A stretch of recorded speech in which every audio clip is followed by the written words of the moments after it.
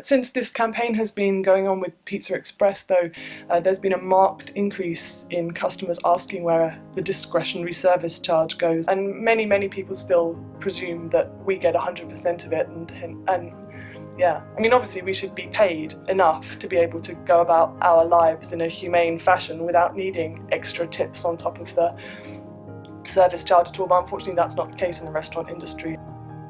I enjoy my job, but some of the conditions are just dreadful. I know in other places that I've worked, we've been told not to tell customers that we don't get tips. The company takes a share of our tips as administration fees. If that money went to us, we would pay tax on it. It would be quite a bit of money in a year, but it is not the responsibility of the customer to pay the staff's wages. It's the responsibility of the company.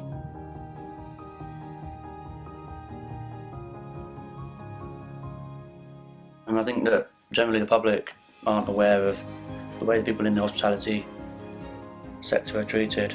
It can be tiring, it can be the hours that you work, you're not sleeping right, you're ill quite a lot. With the minimum wage in which I'm given, it literally goes in and out. Tips, I mean, what I'm offered, you know, it varies. If we have a very busy day, we get 30 quid in a day on average, maybe 50 quid a week. That sorts food out, travel out. It was better before, but companies recently done hours cuts. So yeah, suffering from that. You work, and they're always expecting more of you. They decided that they wanted to increase the chef's wages, but they wanted to take it from the waiters. It's tough because it's hard to really guarantee stability. I'm actually sofa surfing, but God knows what I'm going to live in 2 weeks. You know, so that's the hospitality, because you know you're on a contract that doesn't guarantee a certain amount of money each week. Many men and women well into their 30s, working 60-hour week, unable to afford a room of their own. Like, you know, one really good friend of mine is Italian. He works like so hard as a kitchen porter, and he shares a room with 4 other men over the age of 30. Personal life definitely suffers. Your whole existence is in the restaurant. The days you have off, you spend absolutely haggard emotionally and physically, stuck in bed. But don't get me wrong, I love my job. I love serving people, and I'm really proud of it, and I'm proud of anyone else that does.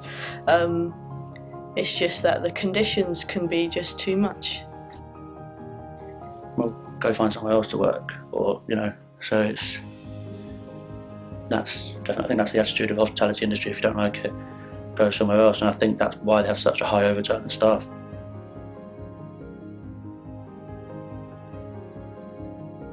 As far as the tips concerned, I'm quite disgusted that there are companies that earn billions of pounds that aren't paying their taxes. One of the main reasons these companies aren't even giving the tips out in the first place, because they don't want to deal with the admin.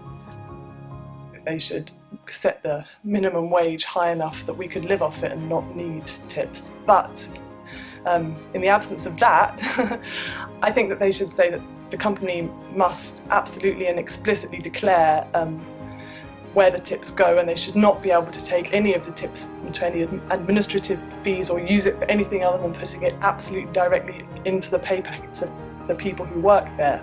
I think people should get their tips, and it would be a job well done.